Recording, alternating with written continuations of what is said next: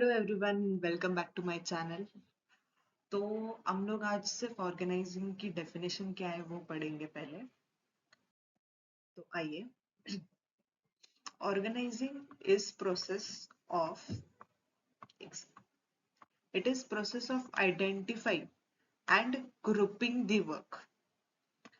अभी एक बहुत छोटा सा एग्जांपल देती हूँ। हमारे स्कूल में एनुअल डे होते थे। एनुअल डे में बहुत टाइप ऑफ टास्क होते थे। जैसे कि स्टेज डेकोरेशन होता था, ठीक है। उसके बाद एंकरिंग होती थी, किसी स्टूडेंट को एंकरिंग दी जाती थी।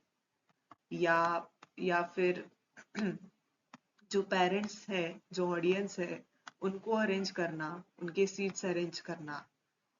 तो ये बहुत सारे टास्क होते थे।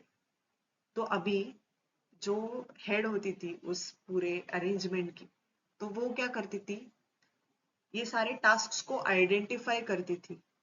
ठीक है। आइडेंटिफाई मतलब क्या, ये एक टास्क है, ये एक टास्क, ये एक टास्क है, ये एक टास्क है।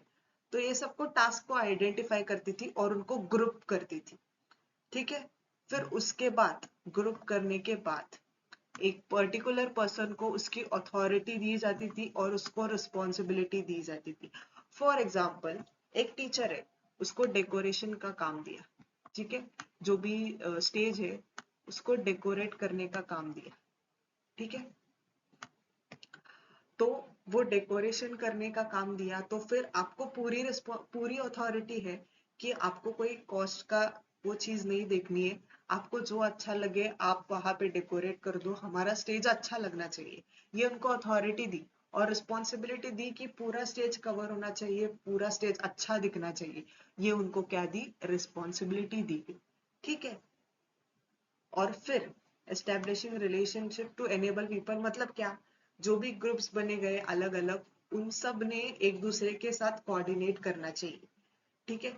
जो दूसरी टीचर है, जो स्टेज अरेंजमेंट कर रही है, या जो पेरेंट्स ऑडियंस को अरेंज कर रही है, उन्होंने अगर कुछ हेल्प लगी तो डेकोरेशन में आना चाहिए। डेकोरेशन वाली टीचर को अगर कुछ मतलब ऑडियंस में हेल्प करनी है तो वो करना, मतलब सबको एक दूसरे के साथ ऐसा नहीं कि मेरा काम यही है तो यही करने वाला, ये बोलता है।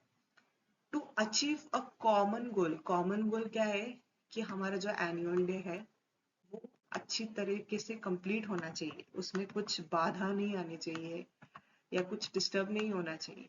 जो एनुअल डे है वो हमारा अ, अच्छी तरीके से कंप्लीट होना चाहिए, ये है कॉमन गोल। ये कॉमन गोल को अचीव करने के लिए टास्क वर्क आइडेंटिफाई किए गए, उनको ग्रुप किया गया। ठीक है। Identifying and grouping the work to be perform.